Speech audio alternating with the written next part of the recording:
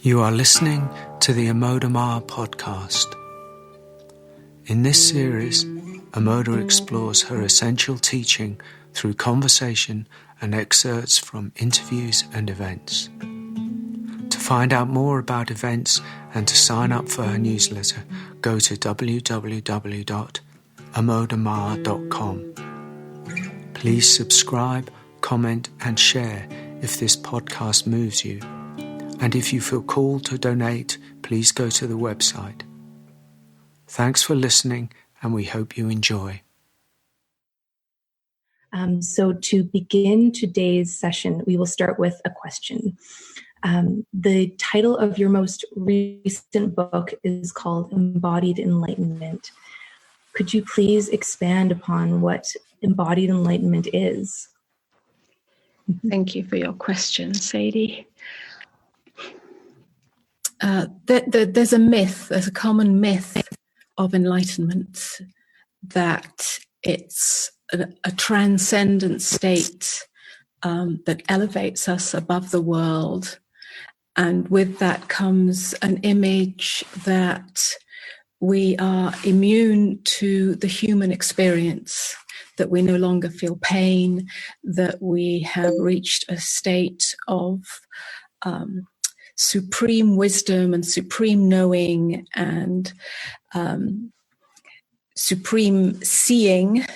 And these are qualities of the mind. And it's been this viewpoint, this myth of enlightenment as a destination that we get to, it comes after much spiritual practice, and if we're lucky, and if we're graced by the guru, and if we find the right teacher, and if we've meditated enough.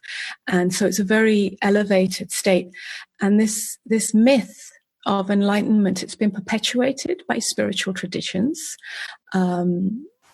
and handed down through various lineages as a kind of almost patriarchal model.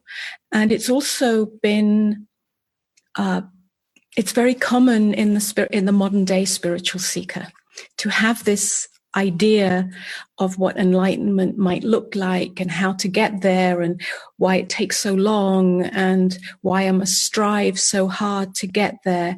And once I get there, I'm going to be a super being.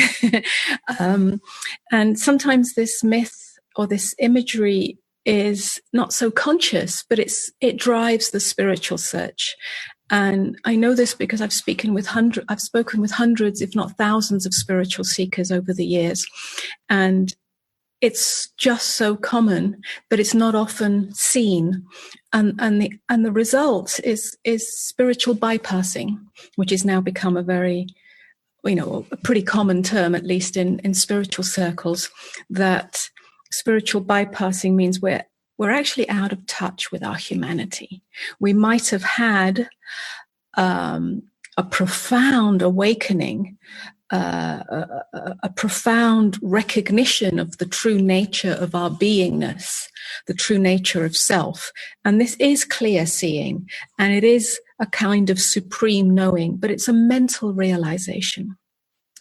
And once that mental realization, if it stays as just a mental realization, and it can very easily do so, because even after awakening, the ego remains, even though the ego may dissolve in the awakening experience. Inevitably, it has to reform itself in order for us to operate as human beings in the world. Hopefully, it doesn't reform itself with the same defense structures that it originally had. When I say defense structures, I mean the conditioned reactivity of the habitual mind, the egoic mind. Hopefully, that has been demolished.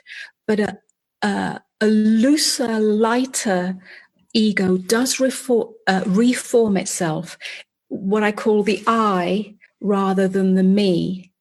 It has to, otherwise there'd be no I here to sense the world, perceive the world, or experience the world. And obviously we do continue to experience the world after awakening or after enlightenment. So when that ego reforms, very often it reforms, hopefully lighter, hopefully looser, hopefully more open. But very often there's still a vestige of ego that remains, that takes ownership of that awakened experience. When it takes ownership of that experience, that's when the individual in which that happens is prone to spiritual bypassing. Because then the enlightened state, which is a mental realization, I don't mean an intellectual realization, it's deeper than that, but it remains in the mind. Mind becomes illuminated. When the ego grasps onto that, it's a subtle veneer of spiritual arrogance, which then means that spiritual bypassing, in other words, not truly being in touch with the depth of our feelings, is a really strong possibility. It's very common. And that's an avoidance of the heartbreak of the human experience. So when I speak of embodied enlightenment, I'm pointing to the possibility and the necessity for that illuminated mind, the realization, the recognition of true nature in illuminated mind, to then descend or fall into the crucible of the heart. And that starts the embodiment process. It's got nothing to do really with the body as such, enjoying the body and expanding the senses and all of that juicy stuff. It's really about, although it can include that, but it's really about the lived experience of that truth. And that lived experience really can only happen when the heart is penetrated by that awakened consciousness. And it can only penetrate the heart when we then go to the next level or layer of that process, which is a surrender, a deepening surrender to the very human feelings that are part of our experience as we meet the world and as we meet relationship. And I mean all relationships, the relationship to each other, the relationship to the world, the relationship to everything that we do, the relationship to the collective, the relationship to humanity, the relationship to the planet. All relationships are really met through the crucible of the heart. And when there's a defense structure there, which is I am enlightened and therefore above these raw feelings of heartbreak and loss and whatever else we might feel in response to the human experience, then that awakened consciousness can't penetrate all the way. And it needs to penetrate all the way so that it falls from the heart right down into our belly. And these are metaphors, yeah, that's not literal. But the belly of being, and in the belly of beingness, it has a chance to dissolve all division between me and the world. In other words, the world isn't outside of me. The world is in me as consciousness. And from that place, we can relate to the world in a different way, not from a super elevated place, but from a place of deep surrender, humility, and grace. And so the embodiment of enlightenment has deep ramifications for how we relate to each other.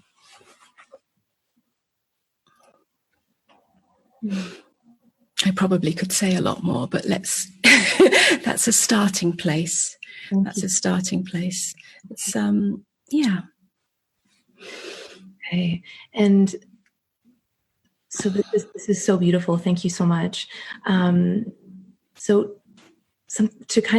sounds like this is really about meeting life in a sense of being as open as we are able to in each moment. Is that kind of what you're edging on? And I know that you have an upcoming book called Falling Open in a World Falling Apart.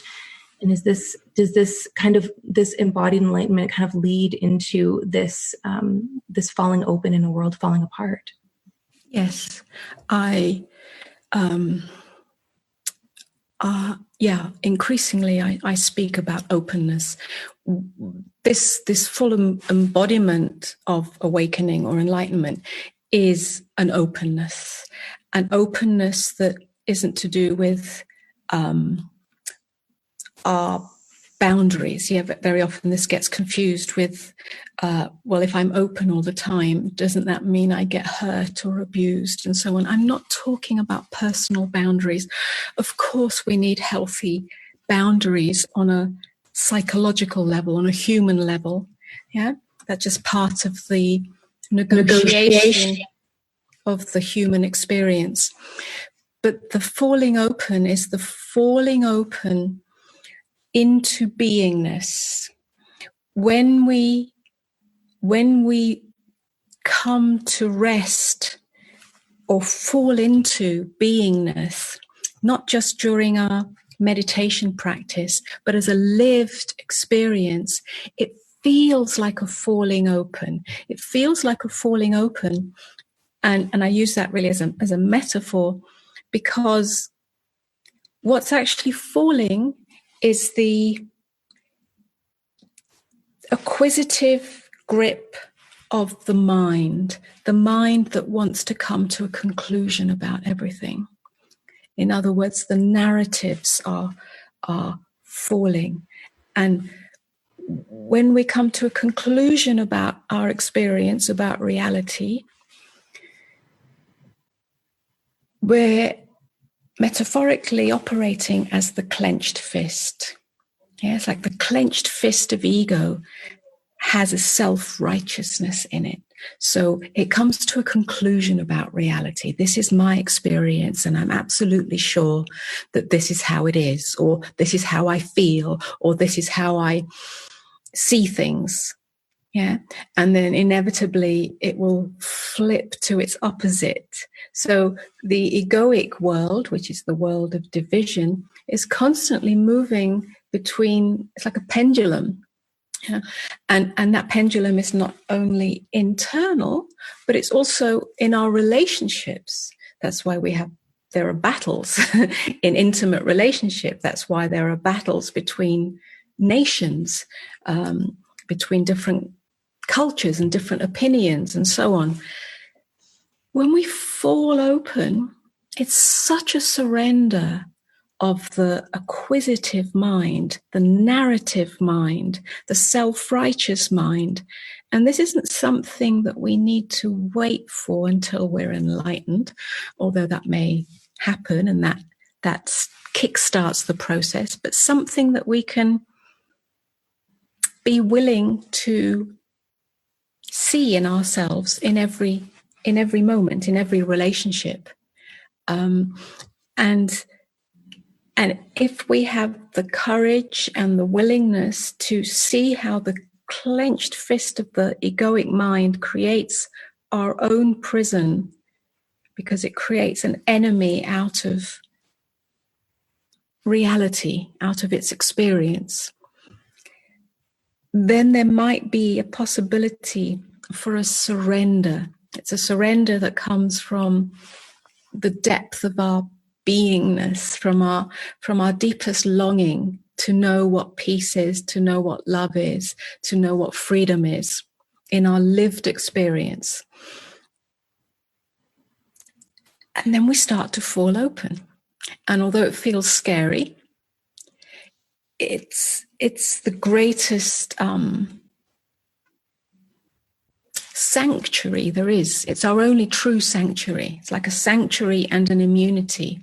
And then we can meet life as that openness. And when we meet life as that openness, which is our essential nature, It's not something other than what we are. It's just covered over with all the narratives and the habitual tendencies. Then we can meet life as openness, and everything changes.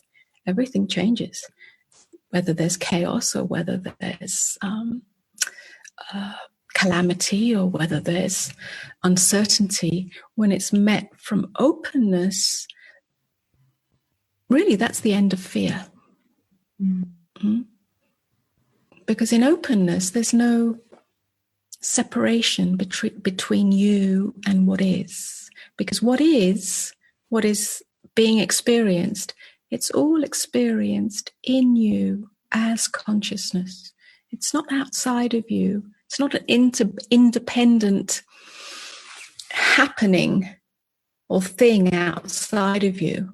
That's a perception of the myopic ego that believes itself to be a me here in this encapsulation, and that there's a world out there and things in that world, and those things happen, and sometimes those things are bad, and then I feel bad, or sometimes those things are good and then I feel good.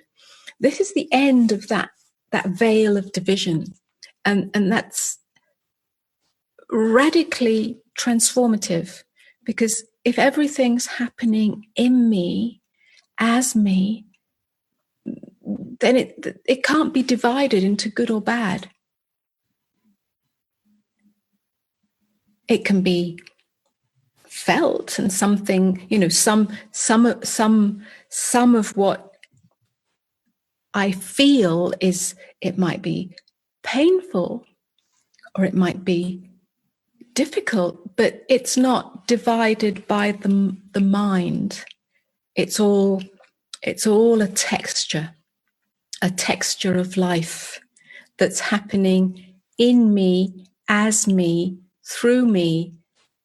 It's the end of fear.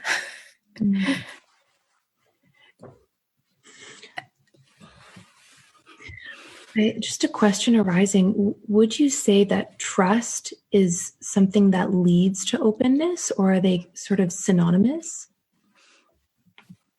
That's a good question, and I do get asked that a lot, and it's a tricky answer. So I'm going to try and surf this carefully, because my immediate answer, or my deepest response, and it's a radical response, is that trust is not needed.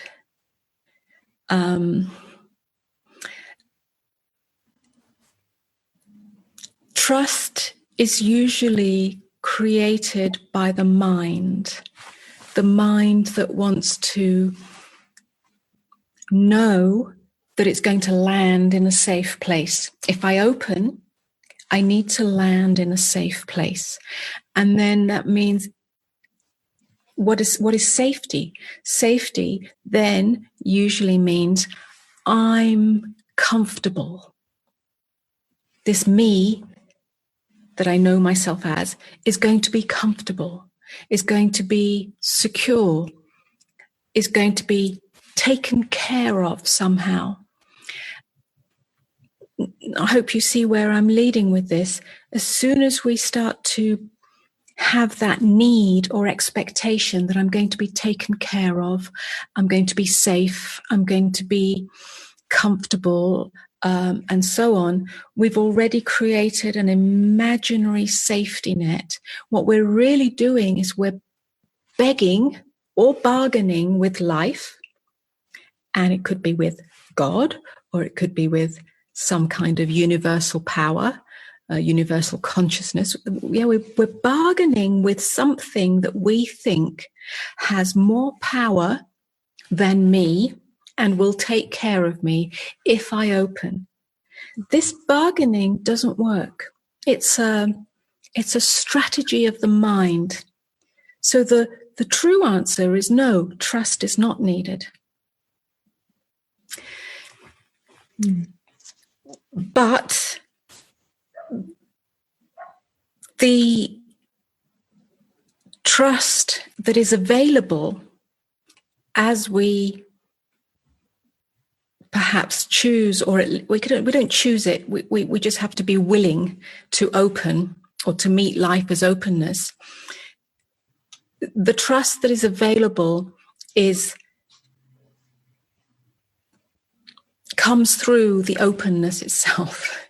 Mm-hmm. Yeah, there's nothing that we really can trust but openness itself, because openness is always here.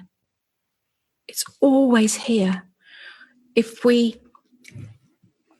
And for those people who might have had a true awakening, an experience or a glimpse into non-dual awareness, the part of that realization is that everything that appears, everything that I sense, everything that I experience, everything that I see, everything that I feel is all happening in openness, in a space. That space we might call consciousness.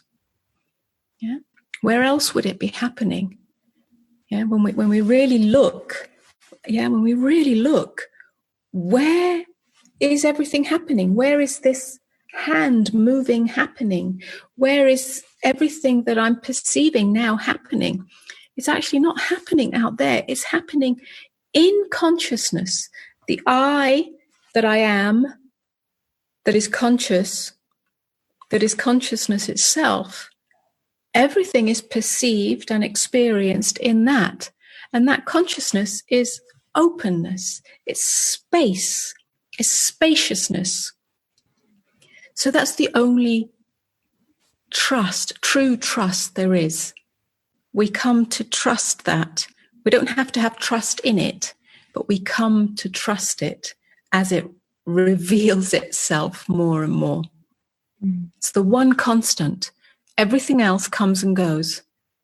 Everything comes and goes. Our feelings come and go. Our experience comes and goes. Things that seem to happen in the world come and go. Our life comes and goes. Everything comes and goes, except for this space within which it comes and goes. That's the only thing we can trust. And when we can really trust that, because it reveals itself more and more, that's the end of fear. Mm.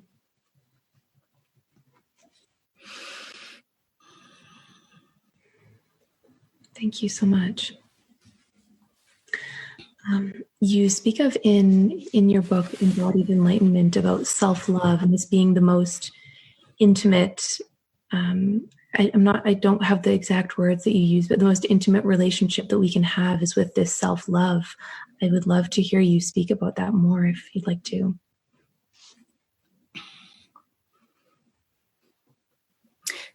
Can you remember, Sayde, in context, in which context that was spoken of?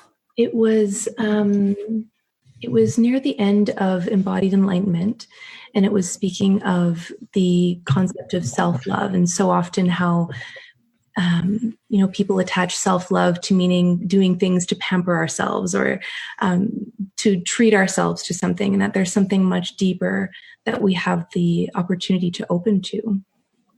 Yes, thank you for that.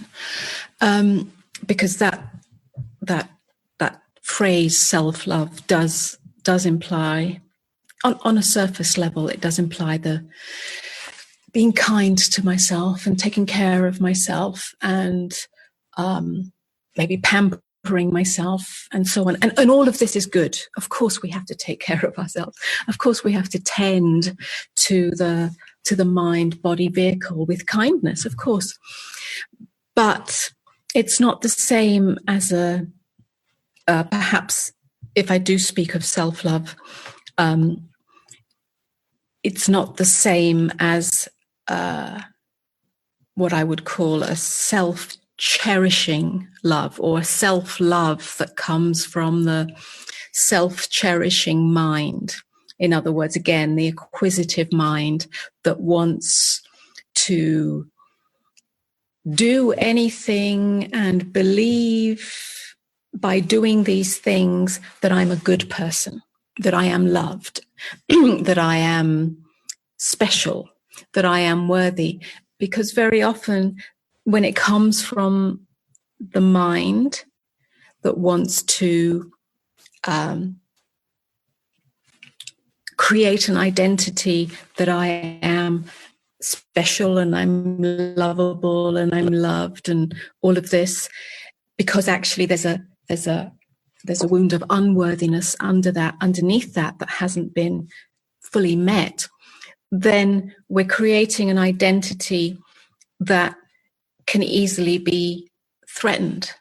Yeah, I can feel worthy in this circumstance, in this relationship. I can feel loved and I can feel good enough and I can feel that self-love, but then something else comes along or someone else comes along and I don't feel loved. I feel unworthy. So my identity has been threatened. So perhaps the self-love that you're referring to is not to do with the self-cherishing mind. I would speak about it from the place of falling in love with our aloneness, rather than falling in love with our personality self, yeah, which is creating just layers of identity, which as I was just speaking of, can get threatened depending on what happens to me. Falling in love with our aloneness is more about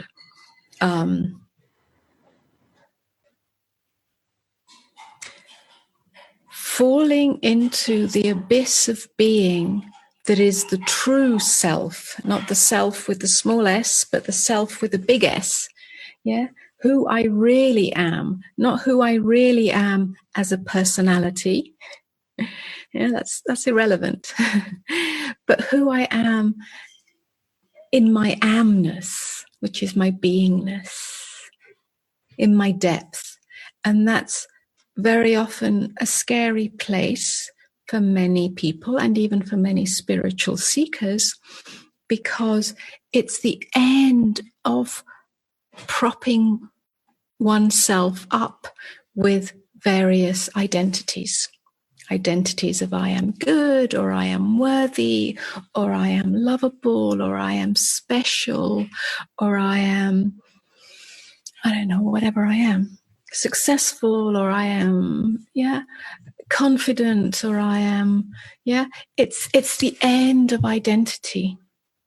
And that's a scary place initially, but when realized, or when fallen into, or when surrendered to, it's the birth of love.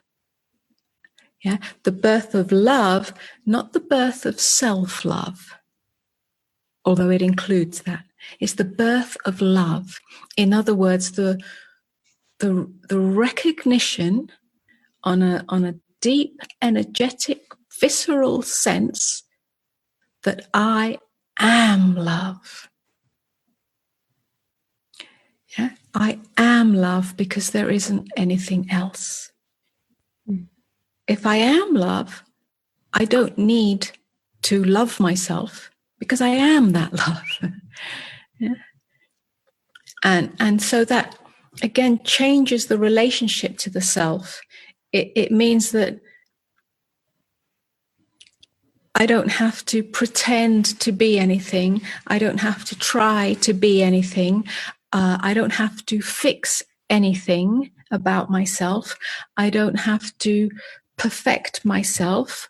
I don't have to strive for anything to make myself better or more perfect or improve myself. It's the end of concern, self-concern with the personhood. Yeah, but it means that something is freed up. The unique expression that this mind-body vehicle has incarnated us as the unique expression can flow freely into this life and this world. So there's a freedom. It's like the personality, the outer layer has become very permeable and very transparent. And because it's permeable and transparent, the light of that awakened consciousness comes through this unique pattern, this unique geometry, and it's free. Yeah, it not only is there an internal sense of freedom because I'm not concerned with myself, but there's a freedom in its expression, and there's a freedom in what can flow through this.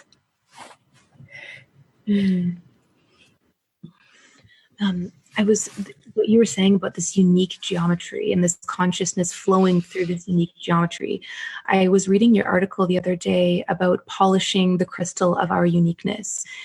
A question arose for me while I was reading that, and it was, would you say that our uniqueness, it only truly is flowing once this awakened consciousness is allowed to flow through? Because so often there's this, you've written about it and spoken of it, this fear of, will I lose myself in this awakening? And what you are expressing is that there's a profound uniqueness that has the opportunity to flow. And I would just love to hear you speak on what that is really. Yes. Yes. It kind of links into the beginning of the conversation when we touched on the myth of enlightenment. Again, the myth of enlightenment, because it has so much history to it, and lineage and tradition, both from religion and other, spiritual paths, and even modern day spiritual paths, that when we awaken, when we are enlightened, that we become this. It's almost like the image is a static one. It's usually male,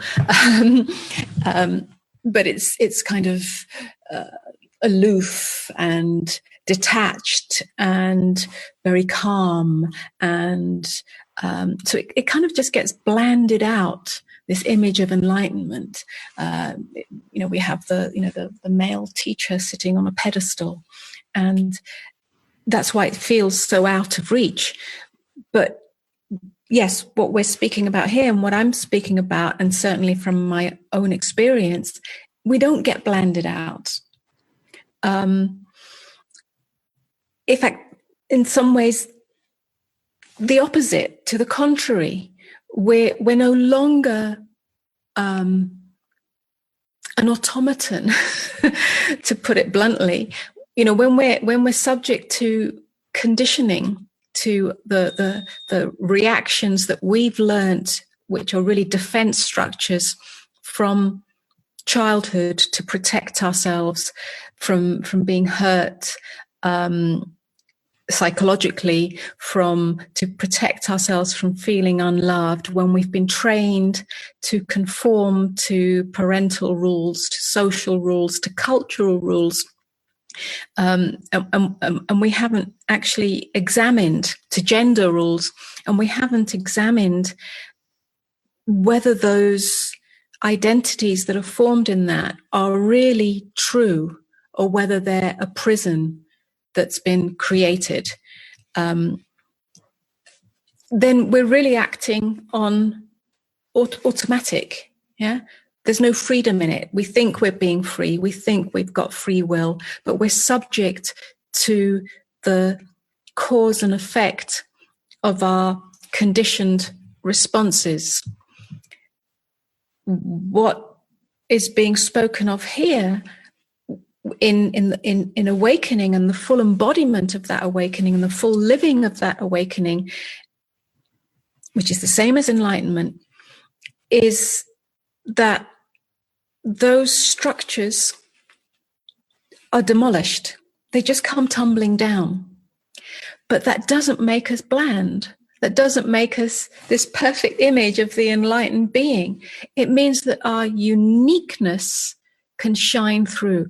So that uniqueness, the closest I can get to it in describing it is a geometry, it's a sacred geometry.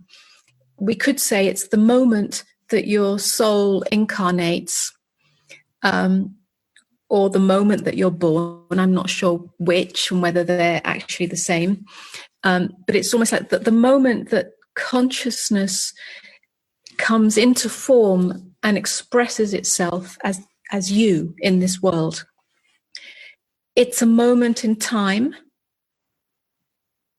And so a moment in time and a moment in space that has a particular blueprint. And that blueprint is like a crystal. And each crystal is unique, and it has different shapes and different, some are sharp and some are more rounded, and some are more, some have more sides to them, and some are more, simple. Or, there's lots of different, every crystal is unique. And when we're operating just from conditioning without any self-inquiry, then it's as if that crystal is covered over by layers of dust. Those layers of dust are the, cultural, historical, parental, societal, educational, conditioning that we've been subject to. As we start to awaken or go on a journey of true self-inquiry, that dust gets purified, it gets cleansed. And so that unique crystal can shine through more easily. We can be that crystal. So our uniqueness in that sense, which is not just to do with our behavior, I'm not talking on a behavioral level, because on a behavioral level, that's subject to our society and our culture to some degree. I'm talking about just the way that life moves through this vehicle. Yeah, life moves and expresses itself through this vehicle in a very unique way, and so that comes through more freely, without impediment. It's not so, it sort of stops being a question of what should I do, what's the right thing to do, what's my mission in the world, what's my purpose, how do I find my life's purpose. It just happens. Yeah, it's like a deep knowing, not a knowing from the mind that says, oh, I know what my purpose is and I'm going to follow it now. It's just a very natural flow that we have no control over. It's like the floodgates are opened, and it could be very, for one individual, it might be very still and very like a gently meandering river. And for another individual, it might be like a bubbling brook, and it's very, effervescent. So that's where the uniqueness comes in. But we have no control over that. Okay, I have a question that's kind of arising through what you're describing. I'm wondering, at the core of why we don't all experience our own uniqueness in every moment, is it simply a sense of unworthiness and layers and layers and layers of that? Or what would you say that it is that keeps us from, in all moments, feeling our own uniqueness fully expressing?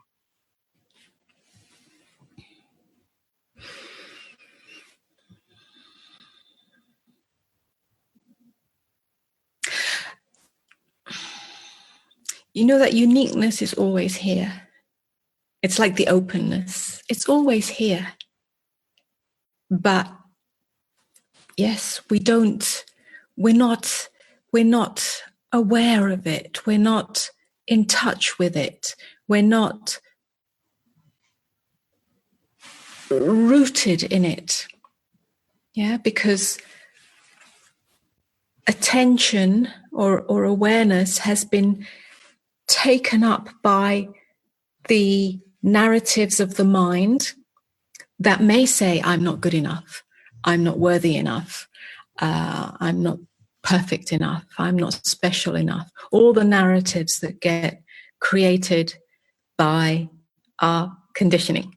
So when our attention is taken up by that, then we can't sense this innate and essential flow of life through us as we are, how we are. You could say it's a kind of undercurrent of goodness that is always here, whatever is being done through us or not, whatever is moving, or whether it's in stillness, whether there is stillness or whether there is movement, it's always here. But we can't come to know that when the narratives of the mind are where our attention is going, where our allegiance is going. Yeah? In other words, we're believing those narratives. Yeah? A thought comes, or an experience, something happens in the world or in my life, and I feel bad. I feel punished. I feel unlucky. I feel let down. Or the opposite. I might feel incredibly successful. I might feel very special. I might feel victorious. Whichever side of the pendulum it is, when our allegiance is given to that narrative, we've missed the deeper reality, which is a spring, a well, a deep pool of goodness that is always here, and that goodness is always moving through us. Yeah, we don't have to take ownership of it. In fact, we don't take ownership of it, but it's always here and moving through us. And in that sense, that unique flow is always informing us. It informs us. It's like an intelligence that's always informing us, that we can't really listen to. We can't really hear when the attention or the allegiance is given to the narratives. Yeah, we give the majority of people, it's what we call the asleep state, the unconscious state, give their allegiance to the egoic mind, the mind that has a narrative. A narrative is always a conclusion. A conclusion ends up as a divided state because it's subject to the vicissitudes of life. This happens, I feel this, I am this. This happens, I am that. And so it flips between the two sides of the pendulum. It's what I call flapping around on the surface of life. At some point, when that flapping around becomes exhausting, and when there's a deep longing to break out of the prison of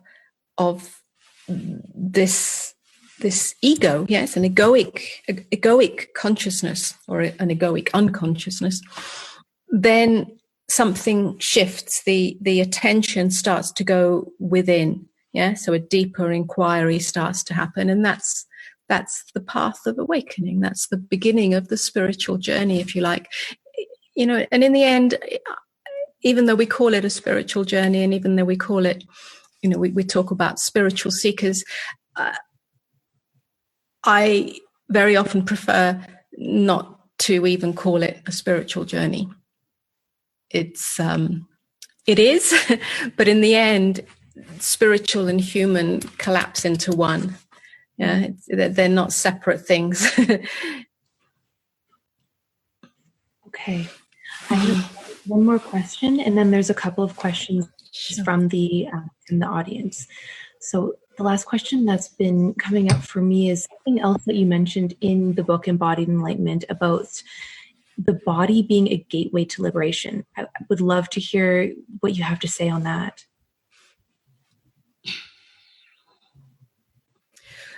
One of the things that gets, again, it's a tricky conversation because we have to surf on the edge, because nothing is ever one thing or another. Truth is paradoxical. So I could say that there is no body, yeah? There's only consciousness, and that is true. But the opposite is also true, in that we have to really feel the body in order for that truth to be realized. So when I say that the body is a gateway, I'm really referring to, again, the tendency for spiritual bypassing, which is very common in especially non-dual spiritual circles, where the body is denied because there is very often a profound realization that consciousness is primary. It comes prior to the experience of form, prior to the experience of this body, prior to the experience of the world, and is the only constant, because the body also comes and goes. Yeah.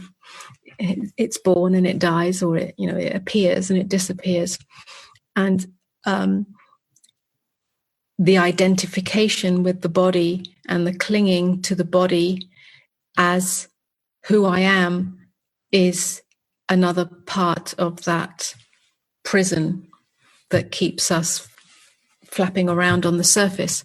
So, however, to say that I am not the body, or to realize that I am not the body, and then to proceed by denying the need to take care of the body, is a great error. Yeah. That if I am not the body, then the body doesn't matter, so I don't have to look after it. It doesn't matter what I eat, and so on and so on.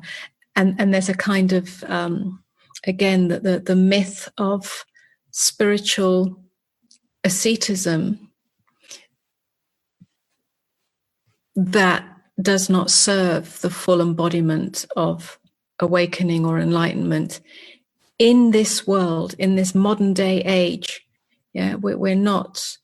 It's not relevant to go and hide in the cave for 1,000 years and not take care of the body, and go into a deep state of meditation. That's not what's being called for.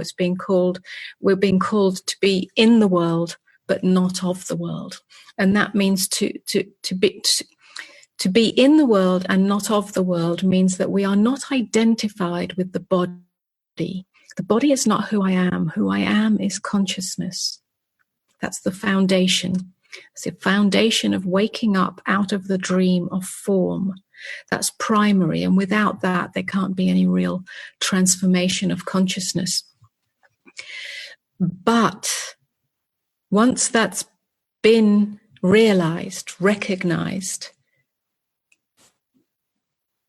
there's a kind of return to the world of form, where the world of form is embraced as an expression of that consciousness, and then whatever needs to be taken care of in terms of the world of form, which includes my body,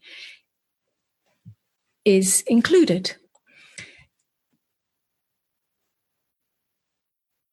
That means that we feel. Spiritual bypassing comes to an end. We're no longer denying or avoiding the human experience that is felt. Yeah, the body feels. We don't feel in any other way. We feel through the senses. It's a felt sense, even if it's not directly on the body, when we feel, it's an energetic, felt sense. So that's what I mean by the body being a gateway. Yeah. It's like being in the body, but not of the body.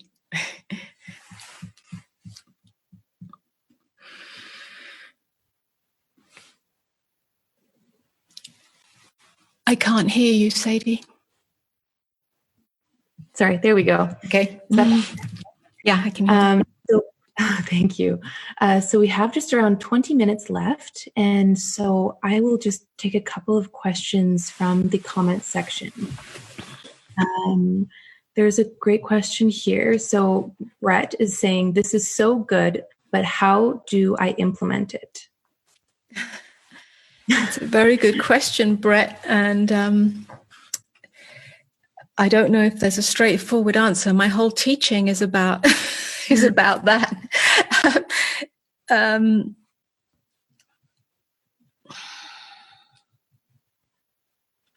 You implement it, if you like. You see, it's not a formula. Yeah, you can't say, well, do this, and you're going to get to this. It's an inquiry. It's an investigation. It's an invitation to listen to what is deeper, more true than the narratives of the mind. That's something that you probably will need to be invited into through a conversation, through spiritual inquiry. Let's not call it spiritual, but through inquiry, over and over again. That's what I offer. That's what I teach. That's why I speak in public. That's why I have gatherings. That's why I have conversations with individuals. So that in listening to you, I can hear to what is happening, to what is going on, where you're giving your allegiance, and I can reflect back to you what's actually happening, and then invite you to go deeper than that. So that's really what I'm saying here. Now, you have the power, should you choose it, should you want it, should you desire it, to go on that journey of inquiry yourself. It helps to have another, a teacher, or whatever you want to call them, a friend, to reflect it back to you, to keep the invitation alive, because without that, it's like the flame goes back to sleep. But if that flame is very strong in you, if your deepest desire, your deepest longing is to know that which is more true than narratives of the mind, than egoic mind, to come home to your true nature as beingness, as openness, as presence, without it being a practice, because there is no practice, then you will, and I'm going to use the word practice in your daily life.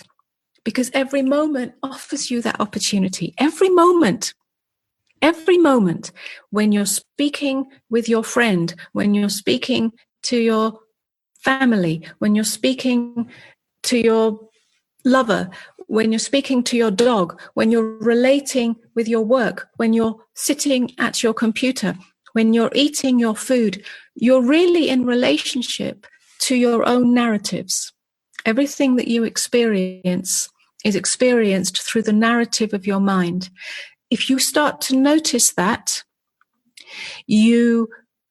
my invitation is then, if you notice those narratives, you may notice the narratives, or you may notice the feelings that you're experiencing. You feel uncomfortable, or you feel angry, or you feel sad, or you feel this, or you feel that. Yeah. My invitation would be, can you, first of all, turn your attention, not give your allegiance to the narratives, but be willing, to give your allegiance to what is more true.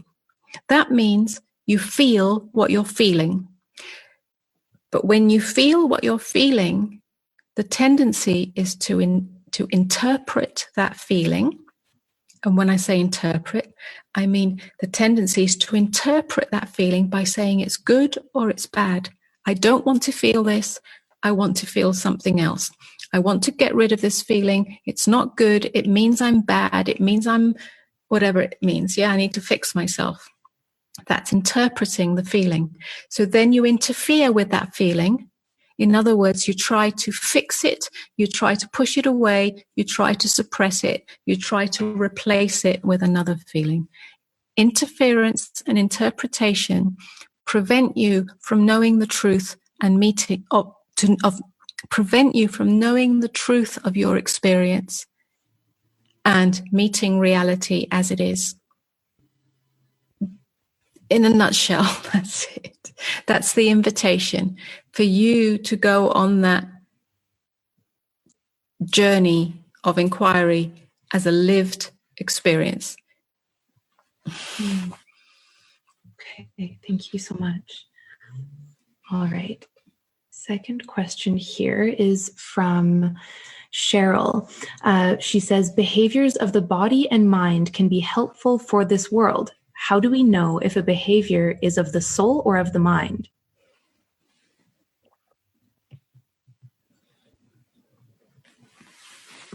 Thank you for that question.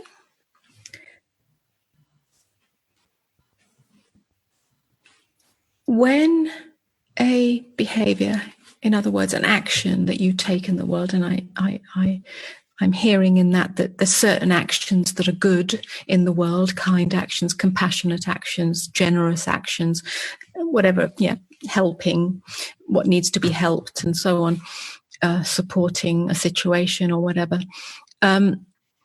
When that action or behavior is driven by, and this is where we have to be very honest with ourselves, if I do this, it means I'm a good person.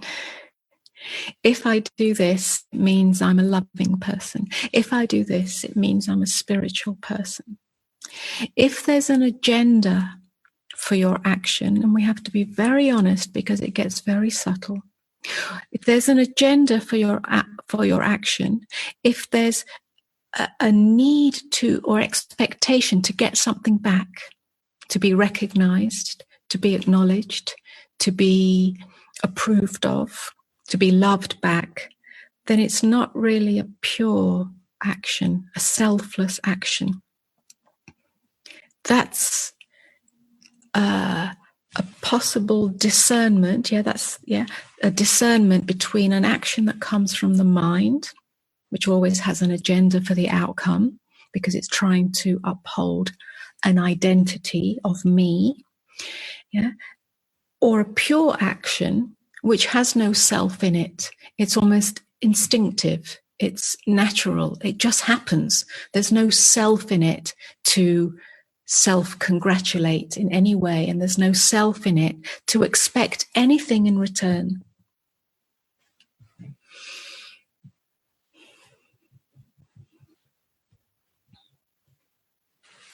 Beautiful. Thank you so much. I think we probably have time for a third question. This is also a question from Cheryl. Let me just get the exact wording here. It was, my mind fights me like a child. How do we tame the childish mind?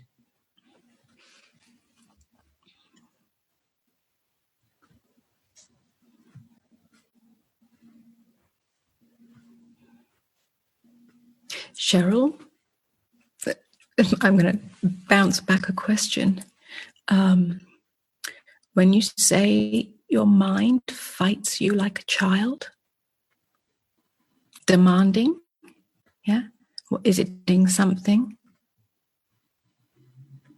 Attention or reward?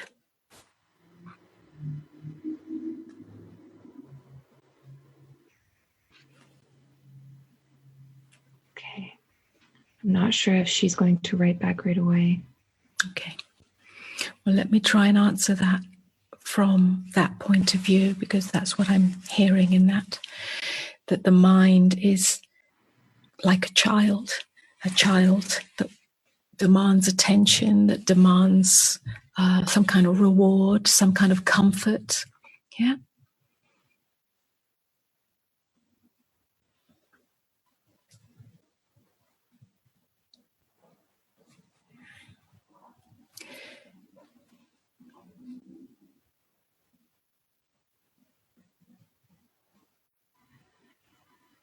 If you see the mind as an enemy, then you will enter the battle zone. Yeah. So even though we're talking, or I've spoken or pointed to the mind, the acquisitive mind, the ego mind, being a prison and so on, and not being your true self, I also I also invite you not to do battle with your mind, because entering the battle zone simply perpetuates that inner war. When your mind is seemingly having a tantrum or demanding attention or so on, the best approach is to be tender. Being tender does not mean that you pander to the mind's demands. Being tender means that there's a gentleness in you. You're not entering the battle zone. You're not fighting back. You're not trying to suppress the mind. You're not punishing the mind. You're not trying to tell it it's wrong or to control it, because all that's happening in that is that the mind, you're using the same mechanism to get rid of the thing that, you're using the same mind to fight the mind that you're trying to get rid of. It's just a war in your mind. It's not yourself, your true self, that is having the battle with the mind. It's the mind having a battle with the mind. That's what I call the divided mind. Gentleness, tenderness is no fight, no war. You simply just soften the whole mechanism in you. Yeah, it's a surrender of mind. You may experience yourself falling open, because when mind doesn't fight mind, there's nothing to grip onto. Something falls open. You fall into beingness. In beingness, there is no mind. There is no divided mind. There is no mind fighting with mind. So see if you can find gentleness in you. Thank you so much, Amoda Maa. Thank you, Sayde. Thank you for having invited me and being part of the Unify Network. Beautiful, really beautiful. Thank you. Hey, thank you so much.